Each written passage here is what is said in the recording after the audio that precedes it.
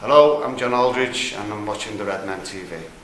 Hello and welcome to this preview of Liverpool's upcoming FA Cup clash with Brighton and Hove Albion in what promises to be another thrilling encounter. We have others in the studio. Do you like how I just kept talking there? I managed to tie it up. Nearly lost my train of thought there, but we're all right. We've got with us Mark Radley in the studio. Mark is the, if anyone hasn't watched the subscription show, although he's the inspiration behind the play beating Berlusconi. Great to still have you in the studio, mate. Thanks a lot. Yeah.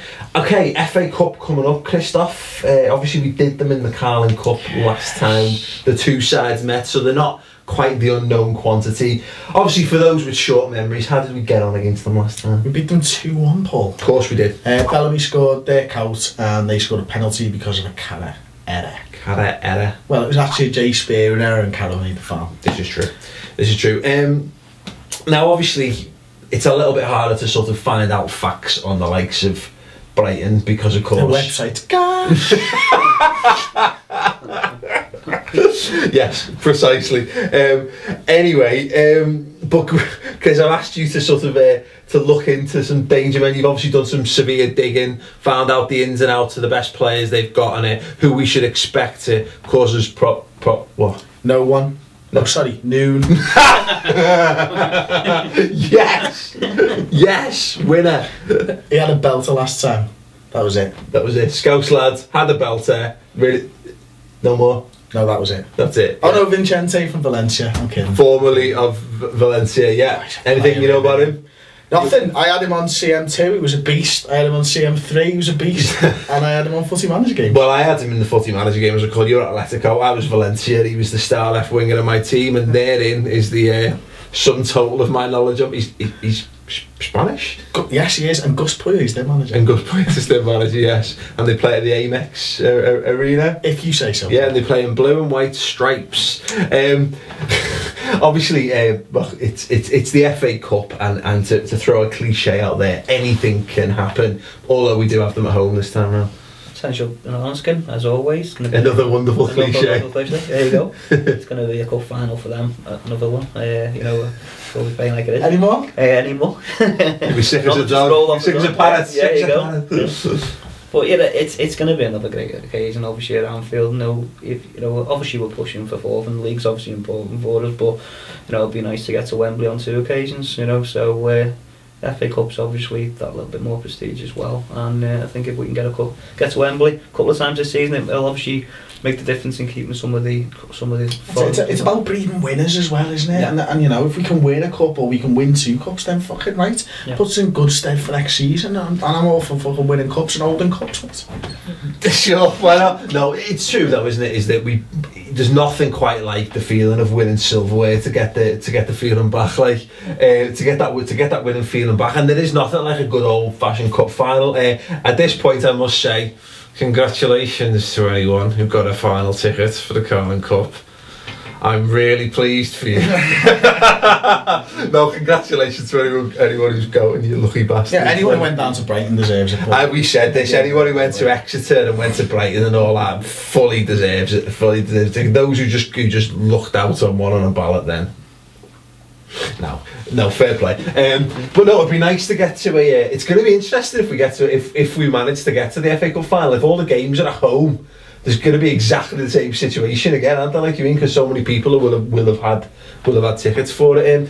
Right. The problem, of course, I think the potential banana skin, as you've said there, is we're great at getting up for big games.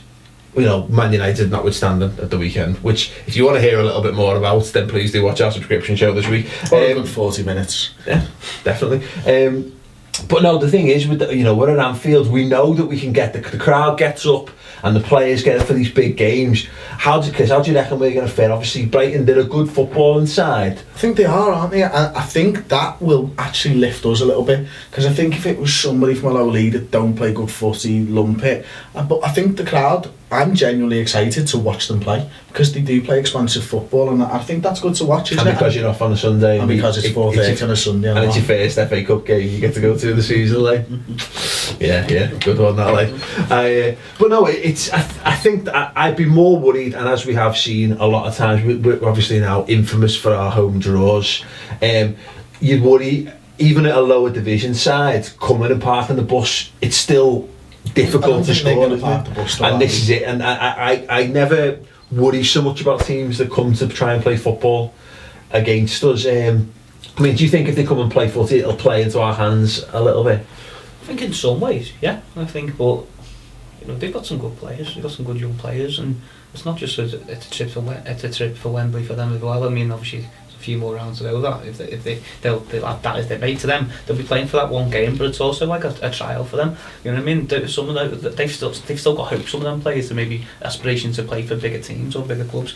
So lots of people are going to be watching this on telly and everything else. So they're always looking for that sort of trip to Mecca, you know, and do something, you know. So I think anything can happen, but I think on the day at Anfield, 12th man, but also obviously the quality will come through in the end. I think they'll be well up for it. I think that the pace and everything as the game goes on, wear out once we're in there at the end, which we will be. I mean, there's no we can't. Okay, yeah, we've had problems before, but I mean they are similar. Like what you said, they'll be watching. They are similar. Like watching someone like Swansea, they do like to play football. Yeah. You know, you've got some lads there as well that actually supports us as well, doesn't it? I think it'd be a great game. Well, I think that's bad. Fingers crossed. Like yeah, the problem is, of course, is that anyone who's followed Liverpool over the years, and I've seen far too many FA Cup slip-ups against lower division sides. Anyone from the 90s, I think we won it in '92. Hey, it was there. It was amazing. Great day out at Wembley. And then we got beat by Bolton in the third round. This was back when so our younger viewers, you think, oh, Bolton's solid Premier League team. No, they weren't. Not then. Not back in the early 90s they were. Like, when they were pitch about 3 metres off the ground. Absolutely, but astonishing. And we lost to one of the, I was in Bristol Rovers, I think. It was, yeah. We played both Bristols in a couple of years. Yeah, great days. Woo! Pricks. Redmen! If Suarez didn't want to shake Evra's fucking hand, he didn't have to shake his hand, and now he's been forced to come out and apologise and stand against what he believes in. Nobody knows what happened. What are you talking about? The handshake. What handshake? The whole fucking handshake incident. I didn't see it. I turned on like a minute into the game and saw immediately that Suarez had some pretty stiff competition.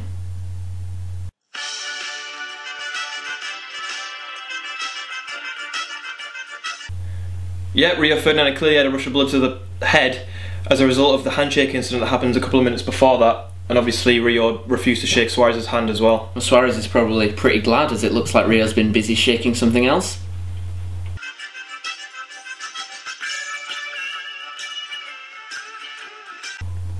You expect it to be bigger, wouldn't you, Harry? You can't say that. No, because he's a big right, lad. Yeah, I suppose you can say that. Bit weird, but... Well, for obvious reasons we can't show you footage of that, but we've managed to get our hands on some of Alan Smith's Sky commentary of the hard man's problem. Yeah, well, it looks like Rio's got a massive stonk on that. A common injury now, a lot more common. Hopefully he can run it off, the big man. You won't want to risk it though. It can be a sticky business pulling a muscle that early on. If he pulls it anymore, he'll risk premature ejaculation. Yeah, well, the high tension continued into the tunnel at half-time, with players from each team allegedly becoming physical with each other. Yeah, and I think the Liverpool players are lucky he didn't go any further, judging by the weapon that Rio had concealed.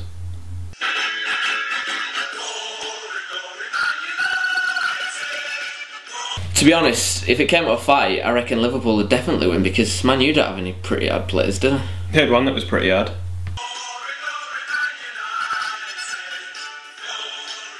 Alright, we should stop showing that now. Yeah. Anyway, there was some speculation that David De Gea refused to shake Luis Suarez's hand after the match. Apparently that isn't true. He went to shake his hand but misjudged it completely and missed it altogether. Well, it was an eventful game with one massive talking point, and both players were guilty of adding fuel to the fire, so it is debatable who came out the bigger man. Well, I think that's pretty clear.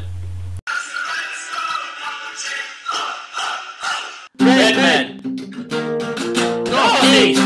Anyway, Chris, you got some bets for us? Yeah, 3. Because the JavaScripts weren't working on the internet. Sorry, Paul. JavaScripts weren't working. You know what that means. BillyOld.com's let us down. Oh, Billy! Big time, like. Right, we're 2-9 on to win. 4-1 for the draw. On Brighton 9-1. the win.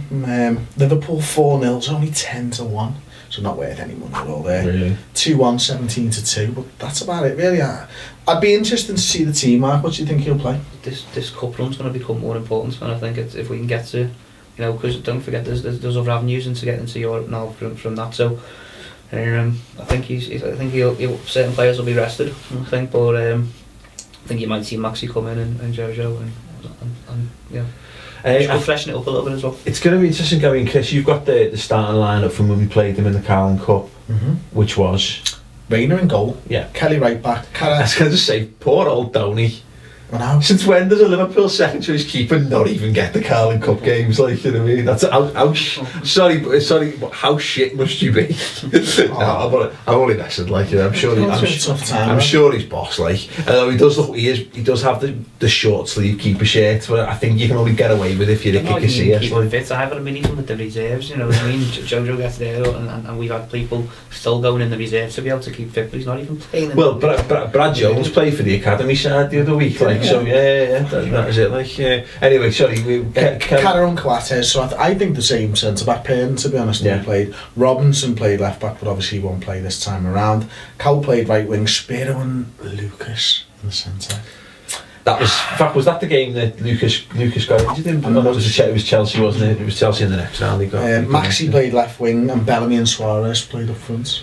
Well, I think it's probably going to be. It's going to be a slightly stronger side than that. I think if Enrique's fit, I'd imagine he'll probably come in.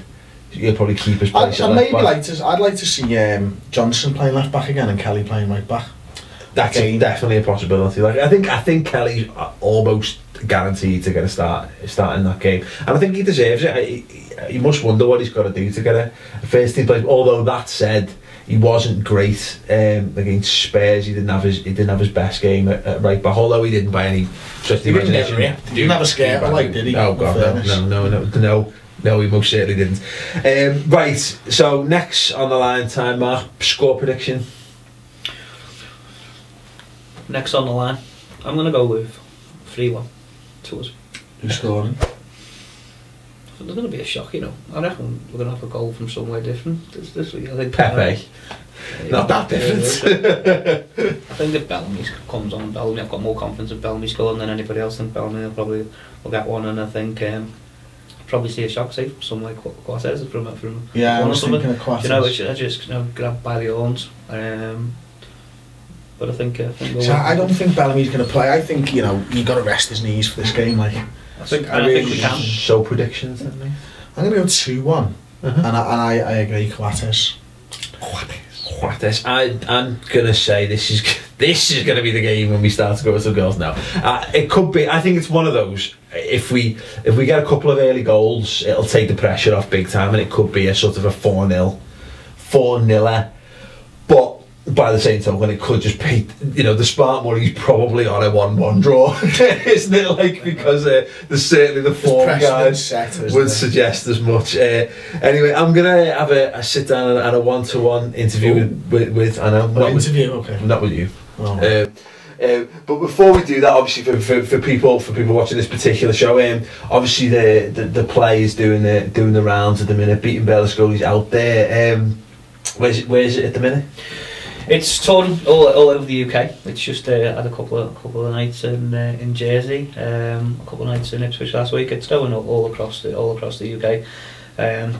Some local gigs coming up soon. We've got the Theatre Clwyd in Mold, the Anthony Hopkins Theatre, the end of March, and also a big theatre in Blackpool, the Grand Theatre, which are two local ones. We are still looking to sort out another venue somewhere closer to home in Liverpool soon. Royal Court's closing for refurb, so originally we were going to be going in there, so we're still sorting out dates, but there's always dates being added to the website, and it's going all over. But locally, they're the two. BeatenBerlusconi.com. If you go to the BeatenBerlusconi.com website, that's got all latest updates and everything else. Got all some great features on there as well, that website. And as I say, there's dates being added all the time. It's going to the Isle of Man as well, to Douglas, which was a great stint there last year. But say it's going all over, so we're taking it far and wide. It's just finished a great month in Norway as well. which it was done by in Norwegian, which was Bloody hell. imagine, yeah, it's difficult enough doing 2 hours. Someone reliving your life in Norwegian. In Norwegian, yeah, I think it's up in the Arctic Circle by the North Pole, so I think the Eskimos and the Penguins have been enjoying that one. Excellent. Well, yeah, if you want to find out a little bit more about, I'm going to be, as I say, I'm going to be sat down to do a one-to-one interview with him. I'll find out a little bit more about the history behind it and how this man himself managed to beat the legendary Italian football president and AC Milan man as well, Silvio. Prime Minister, actually. That's the one. Not President, Prime Minister. Thanks, Chris. You pulled us up You got me twice. back there, haven't you?